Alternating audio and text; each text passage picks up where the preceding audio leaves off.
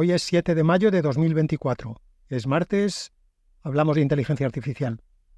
En el área de negocios, si antes hablo la semana pasada del mercado de buscadores y de cómo se estaba posicionando los buscadores de ahora incorporando inteligencia artificial y los nuevos, proveedores de inteligencia artificial, hablaba de la necesidad que tenían de buscar algún producto para lucir esas herramientas de inteligencia artificial y que probablemente uno de esos productos podía ser un buscador.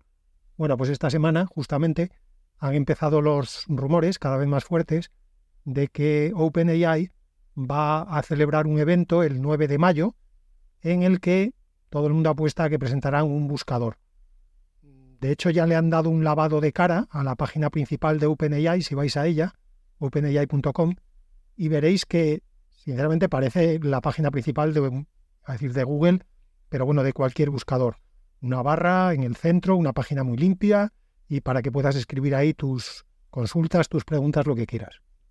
El 9 de mayo además tiene la peculiaridad de que pocos días después, el 14 de mayo, Google tiene la conferencia anual de desarrolladores. Así que sería un poco una manera por parte de OpenAI, de quitar la atención del evento de Google. Si ellos 5 días antes han anunciado un buscador, pues todo el mundo va a estar esos días pendientes del buscador de OpenAI y por lo tanto lo que pasa en el evento de Google pues se queda en un segundo plano, ¿no? Bueno, esto de todas maneras es todavía tentativo. En general nunca hablo en el podcast de cosas que no sean más o menos seguras o seguras del todo. O sea, no hablo de todos los rumores que hay, porque si además de las noticias tuviera que incluir rumores, entonces esto duraría 6 horas cada semana. Pero en este caso, digamos que hay varios indicios, lo he leído por varias fuentes.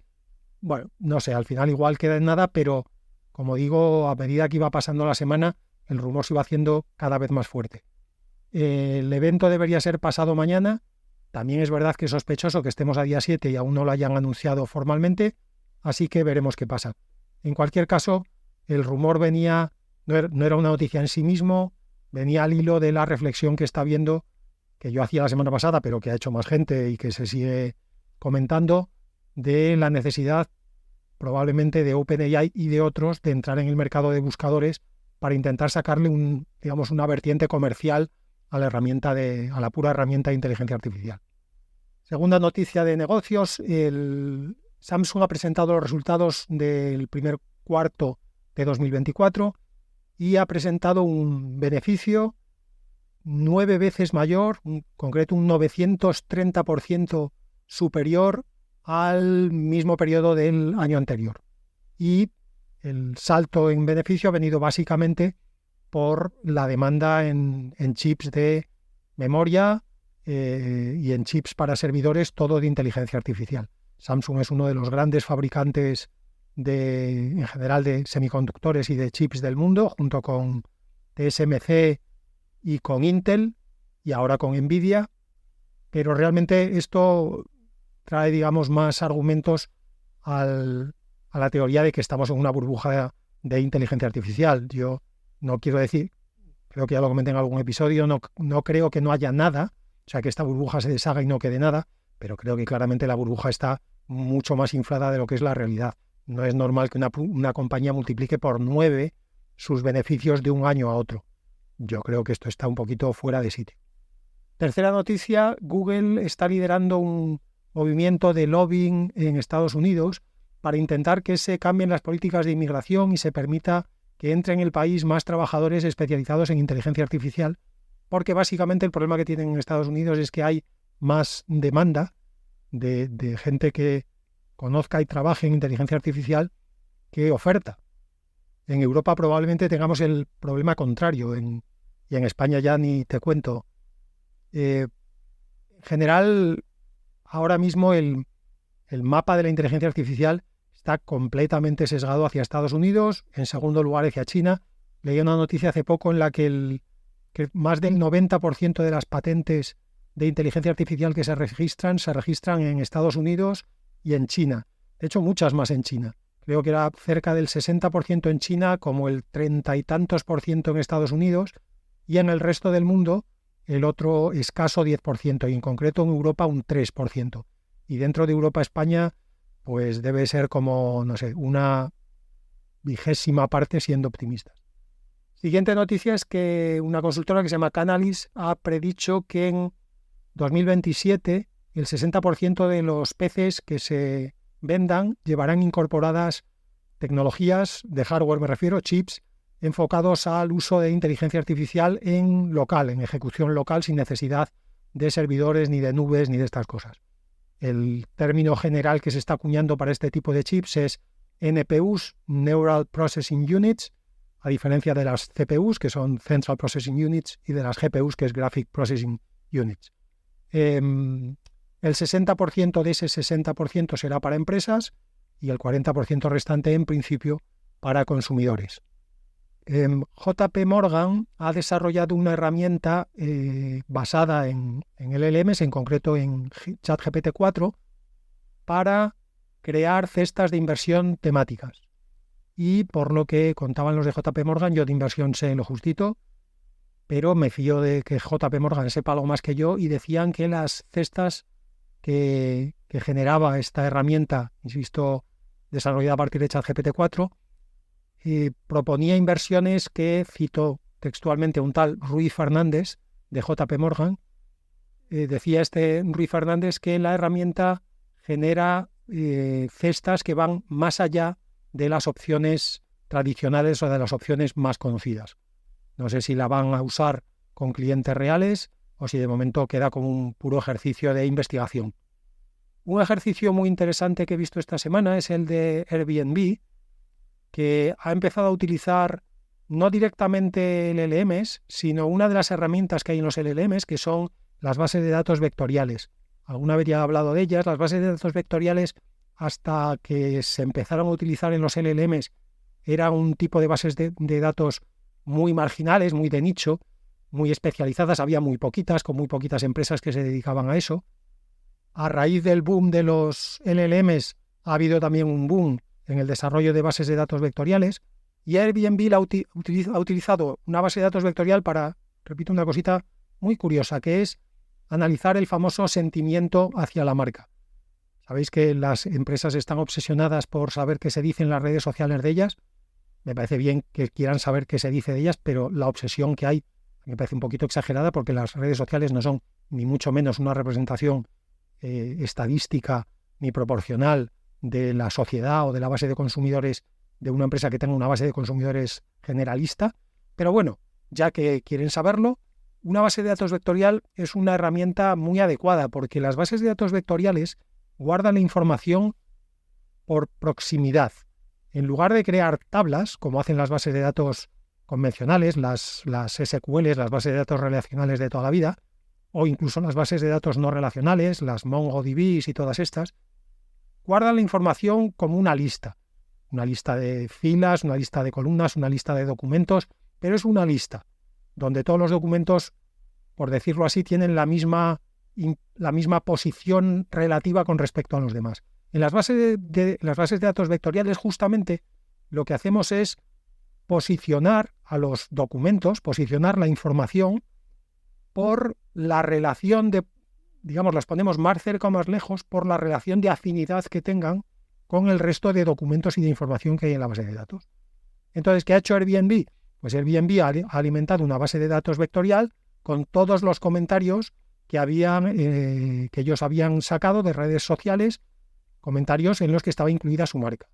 Y después, lo que han hecho es, por decirlo así, le han hecho una query a la base de datos para ver cuáles eran las palabras que estaban más cerca de su marca en la estructura de la base de datos.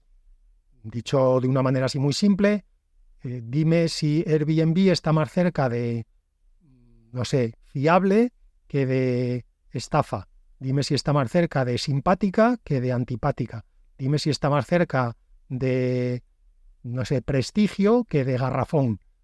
Y como la base de datos vectorial justamente lo que te da es eso, la proximidad entre los chunks de información, pues me ha parecido una manera muy ingeniosa de utilizar las bases de datos vectoriales para algo que no tiene nada que ver con un motor de búsqueda, con un modelo de lenguaje, y me ha parecido, por lo tanto, que aunque no sea directamente una herramienta de inteligencia artificial, porque las bases de datos vectoriales en sí mismas no son herramientas de inteligencia artificial, pero me ha parecido la noticia lo suficientemente interesante como para comentarla en el bloque de negocios. Vamos al bloque de desarrollo y vamos a hablar del famoso problema de cómo darle al modelo de lenguaje que estemos usando información que no forma parte de su entrenamiento. Como sabéis, los motores y dale con los motores hoy, no sé qué me pasa, los modelos de lenguaje se entrenan con un determinado dataset. Una vez que se ha entrenado con ese dataset, el modelo está entrenado y empezamos a usarlo. Cualquier información que no estuviera en el dataset no nos la va obviamente a poder facilitar, y de hecho parte del entrenamiento y parte del fine-tuning después consiste en intentar que nunca revele, al menos literalmente, trozos completos del training dataset, porque en ese training dataset puede haber información confidencial, puede haber información con copyright, con lo cual, si queremos que el modelo de lenguaje actúe sobre un bloque de información del que queremos extraer conocimiento, necesitamos o bien usar el famoso RAG, el Retrieval Augmented Generation, o bien, cada vez más, hemos estado viendo en las últimas semanas, aumentar la ventana de contexto para poder darle con nuestra pregunta toda la información que puede necesitar para contestar a esa pregunta. Bien, eso ya lo sabíamos, y también sabemos que los modelos de lenguaje, cuando usamos esta segunda opción, la opción de lo que se llama el in-context learning, o sea, el aprendizaje dentro de la ventana de contexto, tienen un problema tradicionalmente, y es que encuentran bastante bien lo que está al principio y al final de la ventana de contexto, pero no encuentran tan bien lo que está, digamos, por el medio. A este problema en el argot técnico se le llama literalmente lost in the middle, porque hay información que si la pones por el medio del prompt, del contexto, se pierde. El modelo de lenguaje, por alguna razón que no sabemos, no ve tan bien la información del medio como la del principio y la del final. Para eso, de hecho, se ha diseñado el famoso test de la aguja en el pajar, Needle in the Haystack, que diréis, ¿por qué repites las cosas en español y en inglés? Pues porque si después vosotros vais a leer más información sobre esto, y como toda la información que hay sobre esto está en inglés, si yo digo el test de la aguja en el pajar y luego vosotros vais a un paper y veis el test NITH, pues NITH es Needle in the Haystack. O sea que como servicio a la comunidad os hago la traducción para que después cuando os encontréis las siglas, que hay siglas por todos los lados, por lo menos seáis capaces de deducir las siglas si habéis escuchado el test en inglés. También lo podríais hacer vosotros, seguro. Bien, pues como decía, problema lost in the middle. Medida de ese problema, el test de Needle in the Haystack. Pero esto nos da una medida del problema, pero no nos resuelve el problema. Bueno, pues esta semana, no es la única, pero se ha presentado una herramienta que ayuda a solucionar el problema del lost in the middle.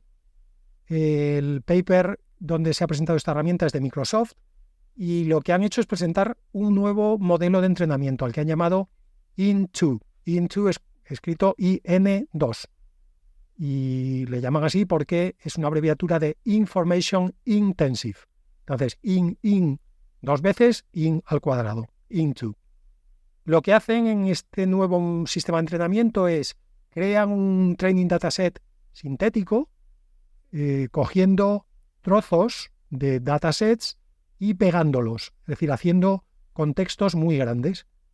Los formatean después en formato pregunta-respuesta, de tal manera que la respuesta a la pregunta esté en una posición aleatoria de toda la ventana de contexto. A veces al principio, a veces al final, a veces más arriba, a veces más abajo, a veces en el medio, donde sea. La proporción es más o menos que la respuesta ocupe unos 128 tokens en un contexto total de entre 4.000 y 32.000 tokens. O sea que, como veis, la respuesta está francamente muy perdida en medio de toda la ventana de contexto. Bueno, pues lo que han hecho es, con este sistema de entrenamiento, han entrenado a un Mistral 7B, al modelo resultante lo han llamado Film 7B, Film escrito F-I-L-M, como película.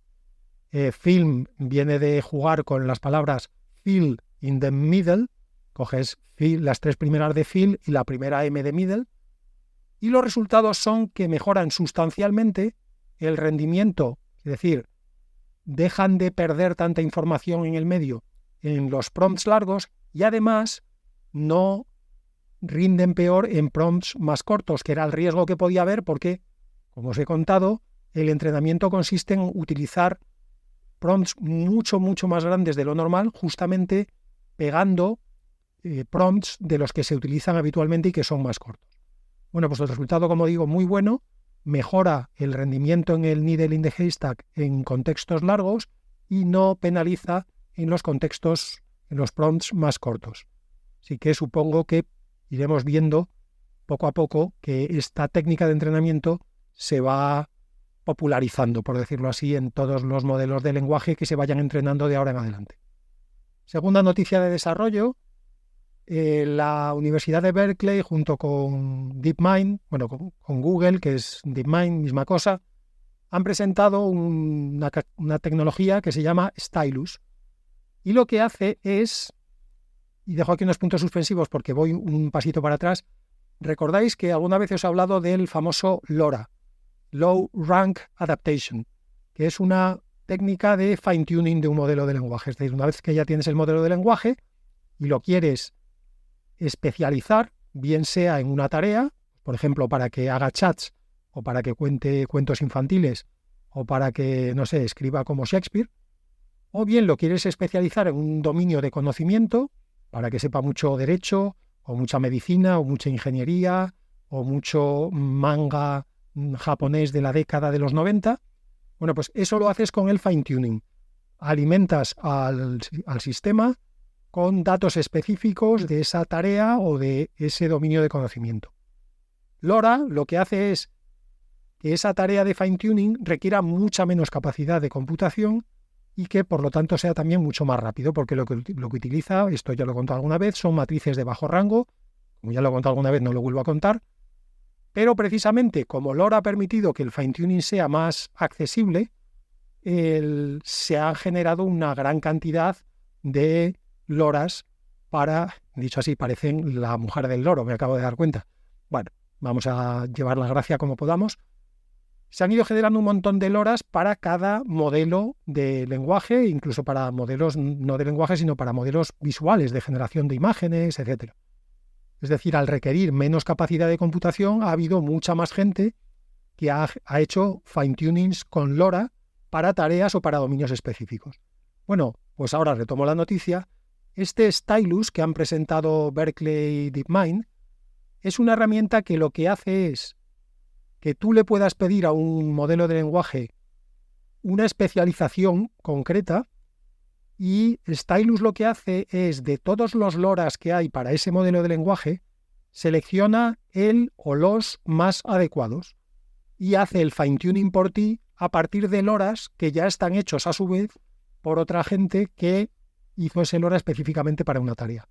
Stylus coge uno o coge varios, porque a veces la solución es hacer varios fine-tunings, primero con un LoRa, luego con otro LoRa, luego con otro LoRa, y Stylus lo que hace es generar la mejor, digamos, secuencia de loras para la tarea específica que tú le has pedido. Lo han probado con modelos de imágenes. Creo en concreto que el modelo que usaron fue un Stable Diffusion de hace ya un año o dos, o sea que ni siquiera utilizando la última generación, han obtenido resultados muy buenos cuando se le pedían tareas específicas, como por ejemplo, pues que generara imágenes con estilo de TVO, con estilo de anime, con estilo de fotografía realista, con estilo de ilustrador gráfico. Entonces, tú lo único que haces es escribes el prompt, no tienes que hacer tú el fine-tuning para ese estilo concreto de imagen, sino que Stylus, sabiendo lo que tú quieres, el resultado final que tú quieres, el estilo final que tú quieres, elige las loras que que le hacen el fine-tuning al lenguaje, el mejor fine-tuning para conseguir ese resultado final. Nuevamente, una herramienta que es un pasito más hacia adelante en que cada vez más la inteligencia artificial, por decirlo así, se fine-tunee a sí misma y que los humanos cada vez tengamos que saber menos cuestiones técnicas para utilizar los LLMs y que nuestras preguntas, nuestros prompts puedan ser cada vez más genéricos menos especializados y que sea la propia inteligencia artificial la que traduzca, por decirlo así, nuestro prompt general a tareas específicas de entrenamiento o de fine-tuning o de alineamiento del modelo de lenguaje que haya detrás. Y para terminar en desarrollo, no una noticia, sino algo relacionado con todo lo que son los sistemas de benchmark de los LLMs. A ver, cada vez estoy leyendo más noticias en las que hay gente que se rasga las vestiduras porque sospecha que los LLMs se están entrenando directamente sobre benchmarks y que por eso luego puntúan también en los benchmarks, porque se han entrenado sobre las tareas que luego miden los benchmarks. Esto una vez más recuerda a la escena de Casablanca de Dios mío, en este bar se juega. Vamos a ver, claro que los LLMs se estarán entrenando también con los benchmarks. O sea, nadie es idiota. Si yo sé que tú luego me vas a evaluar con una determinada escala, con un determinado sistema, yo me voy a entrenar con esa escala y con ese sistema. Esta es la famosa ley de Goodhart, que supongo que todos hemos oído hablar de él. Yo había oído hablar de él, pero mira, ya que la iba a sacar en el episodio de hoy, nunca sabía si la ley de Goodhart se llamaba de Goodhart por alguien en concreto o porque fue el primer tío que escribió este principio o lo que fuera. Y me he enterado de que se llama Goodhart porque efectivamente hubo un tío que se llamaba Charles Goodhart, un economista, que en el año 75 acuñó este principio, que es el que todos hemos oído, de que cuando una medida se convierte en un objetivo, deja de ser una medida. Esto cualquiera que haya trabajado en una empresa lo ha sufrido en sus propias carnes. Tú en el momento en el que pones como objetivo algo que estabas midiendo, eso ya deja de ser una medida realista, porque cuando todo el mundo en la empresa empieza a trabajar para cumplir esa medida, la medida ya está alterada, porque la medida deja de medir lo que medía antes y ahora lo que mide simplemente es cómo de bien los empleados son capaces de maquillar esa medida. Esto lo hemos visto todos. Así que, sinceramente, sorprendernos ahora de que si tú evalúas a alguien por una medida, esa medida deja de ser una medida, como digo, me acabo de enterar ahora de que la ley de Goodhart era del 75, yo no la escuché en el 75, que era muy pequeño, pero vamos, yo no sé, hace 20 años o más que oí hablar de este principio, no entiendo muy bien. Creo que igual es que en esto de la inteligencia artificial hay mucha gente jovenzuela, y la gente jovenzuela todavía se sorprende de cosas que son verdades absolutas de la vida, no de la inteligencia artificial, ¿no? Yo recuerdo que a mí ya en mi pueblo, la gente así más mayor, bueno, mis padres y la gente de mi pueblo de toda la vida, siempre me decían, nunca te fíes de la balanza del tío que pesa la fruta. Claro, porque el tío te está vendiendo la fruta al peso. Hombre, que no la pese en su balanza. Llévate tu balanza y la pesas en tu balanza. Pues esto es un poco lo mismo, pero bueno, como en las empresas ya vi que no se practicaba mucho esto de llevarte tu propia balanza y las empresas se fían de la balanza que les da la consultora de turno o el think tank de turno o el tío de Harvard de turno, pues ¿qué le vamos a hacer? 4 pildoritas para terminar. Anthropic ha lanzado la aplicación para iPhone, para que se pueda usar Claude desde iPhone, y dice que dentro de poco también tendrá una aplicación para Android. Anthropic era el que faltaba en la fiesta, porque tanto OpenAI como Microsoft como Google ya tenían sus aplicaciones. La de Anthropic no aporta nada especial, como las de sus competidores tienes la posibilidad de usar la versión gratuita, digamos mala, y para usar la buena tienes que pagar. Y por cierto, Anthropic también ha presentado en el mismo anuncio el nuevo plan de pago para empresas para usar Claude 3, y el plan es de $30 al mes por usuario con un mínimo de 5 usuarios, o sea que como mínimo tienes que pagar 150 euros al mes, que sinceramente no sé muy bien porque no dicen directamente, bueno, sí que lo sé, hay que intentar maquillar la cosa como se pueda, pero a ver, el precio mínimo son 150 euros al mes, no son 30. Segunda noticia es que una empresita que se llama Synthesia, escrito SYNTHESIA, ha presentado la 4ª generación de lo que ellos llaman Expressive Avatars. Estos tíos desarrollan ya desde hace tiempo, pues eso, avatares digitales, lo que los americanos llaman talking heads.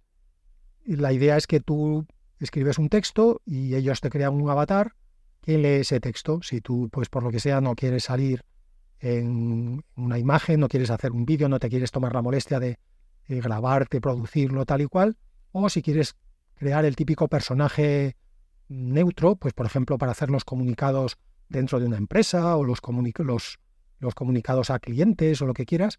Bueno, pues estos tíos creaban hasta ahora estos avatares.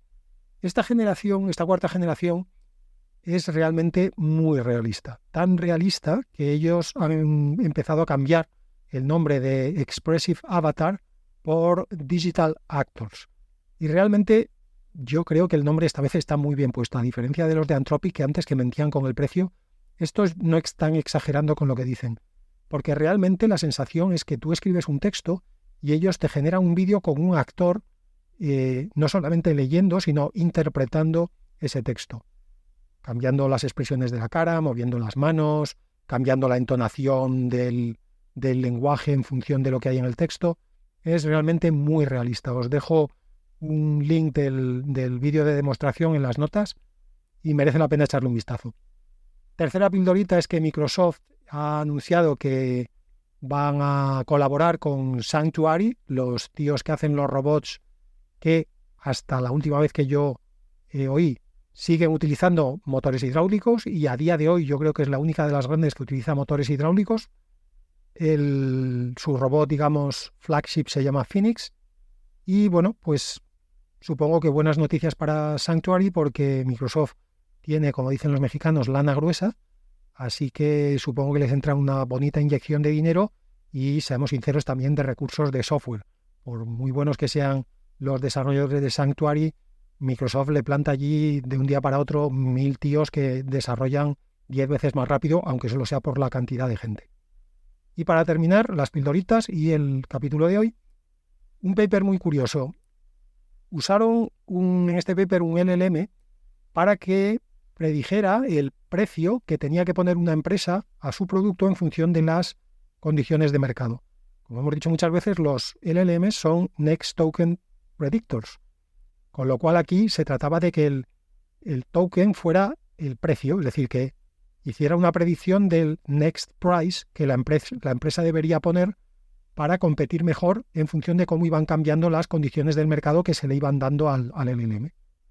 Y el LLM pues lo hacía muy bien. Así que los del paper fueron un paso más allá y dijeron: ¿qué pasa si ponemos a varios LLMs a hacer la misma tarea? Es decir, como si fuera un mercado con varios competidores. Cada LLM, en función de lo que hagan los demás, tiene que predecir su próximo precio para competir de la mejor manera posible. Bueno, pues lo hicieron también muy bien. Lo hicieron tan bien que hicieron exactamente lo mismo que hacemos los humanos, que es, al cabo de un cierto tiempo, se fueron poniendo de acuerdo, construyeron un oligopolio, subieron todos los precios y, perdonad la palabra, porque es lo que hacen las empresas en la vida real, jodieron al consumidor. Es decir, lo mismo que están haciendo todas las empresas en las que hemos dejado que sus mercados se concentren en 3 o 4 jugadores, pues los LLMs aprendieron a hacerlo en una tarde. Esto tampoco dice mucho de los directivos que dirigen esas empresas, porque a ellos les lleva un montón de tiempo llegar a esa conclusión, pero el LLM, que es bastante más listo que un humano en las tareas en las que es bueno, pues lo aprendió muy rápido, crearon un oligopolio, subieron los precios y se tocaron las narices durante el resto del ejercicio, básicamente. Esto, que ya nos debería haber servido de lección la primera vez que pasó, no nos sirvió la primera, no nos sirvió la segunda, o sea, no nos sirvió con la banca, no nos sirvió con la energía, no nos sirvió con las telecomunicaciones, no nos ha servido con nada. Hemos dejado que todos los mercados se concentren en 3 o 4, que después crean un oligopolio y nos ofrecen más o menos el mismo producto, más o menos al mismo precio y con el más o menos lamentable servicio. Bueno, pues si dejamos que eso pase también con la inteligencia artificial, con el potencial de, utilizando el palabra disrupción que tiene la inteligencia artificial, pues vamos a ver cómo estamos dentro de 20 años, por poner una fecha. Este es el mensaje institucional que sabéis que acabo metiendo de una manera o de otra, más o menos subliminal, en todos los capítulos, y con él termino el capítulo de hoy. Hasta el próximo martes.